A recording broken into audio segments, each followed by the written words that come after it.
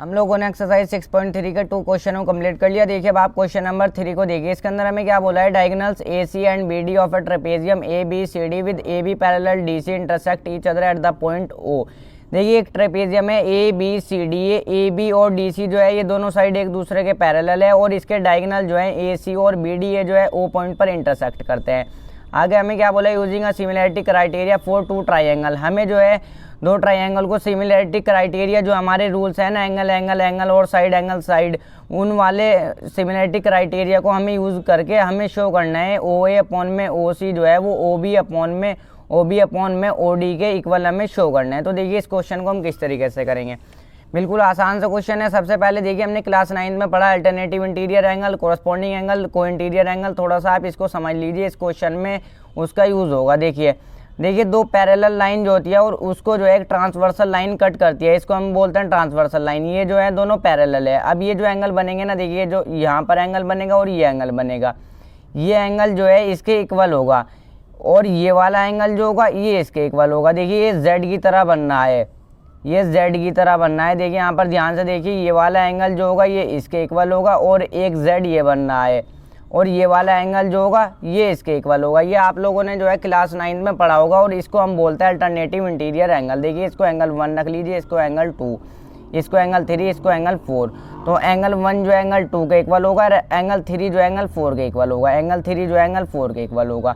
ये वाला ये देखिए Z बनना है ना, इस तरीके से ये वाला एंगल जो है इसके इक्वल होगा। अब आप देखिए कोरस्पॉन्डिंग एंगल हमारे क्या होंगे, 2 पैरेलल लाइन होगी, एक ट्रांसवर्सल लाइन इसको कट करेगी। कोरस्पॉन्डिंग एंगल कौन से होते हैं, देखिए ये वाला एंगल जो होगा वो इसके इक्वल होगा जब ये पैरेलल होगी, जब ये हमारी कंडीशन होगी। ये वाला एंगल जो होगा ये इसके इक्वल होगा और यहाँ पर एक चीज़ को और समझिए, और ये वाला जो एंगल होगा ये इसके इक्वल होगा, ये इसके इक्वल होगा और ये वाला जो होगा ये इसके इक्वल होगा। देखिए एंगल 1 तो जो है इसको एंगल 2 रख रहा हूँ, एंगल 1 तो जो है एंगल 2 के इक्वल होगा। यहाँ पर एंगल 3 रख लो, एंगल 4 रख लो, एंगल 3 जो एंगल 4 के इक्वल होगा। सपोज देखिए ये जो 60 होगा ना, अगर ये 60 होगा तो ये भी 60 होगा। और सपोज ये एंगल 1 जो है यहाँ पर 20 होगा तो ये भी 20 होगा। ये मैंने आपको समझाने के लिए बता दिया। को इंटीरियर एंगल्स को समझिए। को इंटीरियर एंगल हमारा क्या होता है, ये जो 2 एंगल होंगे ना, देखिए पैरेलल लाइन होगी, एक ट्रांसवर्सल लाइन होगी। ये जो 2 एंगल होंगे ना, 2, अब मैंने आपको प्रीवियस वीडियो में ही बताया था, एक लाइन पर ये जो 2 एंगल बनेंगे ना, इनका सम कितना होगा, 180 है। इसको एंगल 1 रखो, इसको एंगल 2 रखो। एंगल 1 प्लस में एंगल 2 इज इक्वल टू 180। इनका सम कितना होगा, 180 होगा। इसी तरीके से इन दोनों का सम भी 180 होगा, क्योंकि एक लाइन पर बनना है ये दोनों। अगर आप इनको लोगे, इन दोनों एंगल को लोगे, इनका सम भी 180 होगा।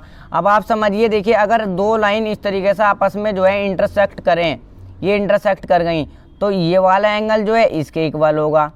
इसको हम क्या बोलते हैं, vertically opposite angle. Vertically opposite angle यानी एंगल 1 एंगल 2 रख लूँ मैं, एंगल 1 जो है एंगल 2 के इक्वल होगा। ये रीजन में देंगे आप वर्टिकली अपोजिट एंगल, और ये वाला एंगल जो होगा ये इसके इक्वल होगा।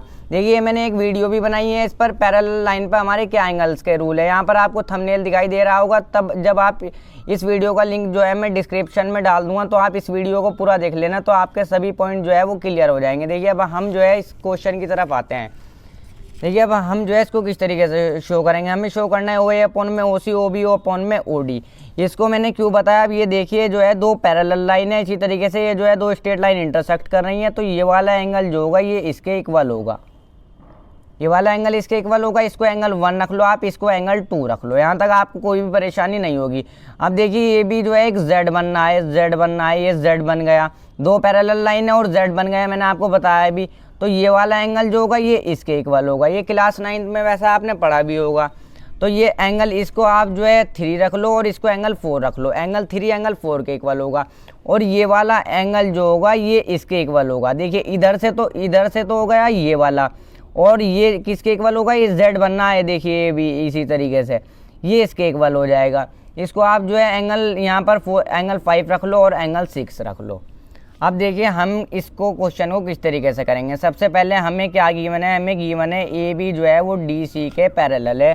ये बात जो है हमें पता है। देखिए अब हम जो है इसको आगे किस तरीके से करेंगे, मैं ट्राइंगल ले लूँगा, इन ट्राइंगल में ट्राइंगल ले लूँगा ओ ए बी और ओ सी डी। इसमें मैं दोनों ट्राइंगल एक साथ ले लूँगा, in triangle O A B. देखिए O A B and O C D, O A B and triangle O C D. अब आप देखिए इनमें क्या क्या कॉमन चीज़ है। एंगल 1 तो जो एंगल 2 के इक्वल है। देखिए इस वाले ट्राइंगल का ये है, इस वाले ट्राइंगल का ये वाला एंगल, और इस वाले ट्राइंगल का ये वाला एंगल, दोनों इक्वल है। क्यों है मैंने आपको रीज़न भी बता दिया, वर्टिकली अपोजिट एंगल। एंगल 1 जो होगा एंगल 2 के इक्वल होगा। और रीज़न ज़रूर लिखेंगे आप यहाँ पर, वर्टिकली अपोजिट एंगल। अगर आप जो है रीज़न नहीं लिखेंगे तो आपको नंबर नहीं मिलेंगे, तो रीज़न ज़रूर लिखना है। एंगल 1 एंगल 2 के इक्वल। इसी तरीके से एंगल 3 जो होगा वो एंगल 4 के इक्वल होगा। एंगल 3 जो होगा वो एंगल 4 के इक्वल होगा। और इसके रीज़न में आप क्या लिखेंगे, alternative interior angle. Alternative interior angle, इसके रीज़न में आप जो है ये लिखे हुए। और एंगल देखिए, एंगल 3 एंगल 4 के इक्वल होगा। एंगल 5 जो होगा ये एंगल 6 के इक्वल होगा। एंगल 5 जो होगा एंगल 6 के इक्वल होगा। इसके रीज़न में भी आप यहाँ पर लिखोगे अल्टरनेटिव इंटीरियर एंगल। मैं शॉर्ट फॉर्म में लिख रहा हूँ अल्टरनेटिव इंटीरियर एंगल, आप जो है पूरा लिखेंगे। देखिए ये जो है इस ट्राइंगल, ये जो है आपस में दोनों सिमिलर हो जाएंगे। देखिए 3 एंगल हमारे बराबर हो गए, इनके तीनों कोरस्पॉन्डिंग एंगल जो हो गए वो इक्वल हो गए, यानी एंगल 1 2 के इक्वल, देखिए 3 4 के इक्वल, 5 6 के इक्वल। तो ये जो है हमारे सिमिलर हो जाएंगे। आप यहाँ पर लिखिए ट्राइंगल कौन से लिया, ओ ए बी, सिमिलर हो जाएंगे ट्राइंगल किसके, ओ सी डी के। ट्राइंगल ओ सी डी के सिमिलर हो जाएगा। और कौन से वाले रूल से, बाय ए, देखिए तीनों एंगल है तो एंगल एंगल एंगल रूल से अभी हमने सिमिलर कर दिया। देखिए जब ये दोनों ट्राइंगल जो है, ये वाला ट्राइंगल और ये वाला ट्राइंगल, इन दो की बात हो रही है जिसके अंदर सिर्फ एंगल है। जब ये दोनों ट्राइंगल एक दूसरे के सिमिलर हो गए तो इनकी कॉरस्पॉन्डिंग साइड का रेशियो जो है ना वो भी एक दूसरे के इक्वल हो जाएगा। कॉरस्पॉन्डिंग साइड का रेशियो एक दूसरे के इक्वल हो जाएगा। अब आप यहाँ पर लिखिए हैंस, इस तरह अब आप देखिए इसकी कॉरस्पॉन्डिंग साइड यहाँ पर लीजिए ओ ए। ओ ए की कॉरस्पॉन्डिंग साइड कौन सी है, ये है ओ सी। ओ ए की कॉरस्पॉन्डिंग साइड कौन सी है, ओ सी। देखिए इस तरीके से होती है, ओ ए की कॉरस्पॉन्डिंग साइड ओ सी, मैंने आपको बताया भी था।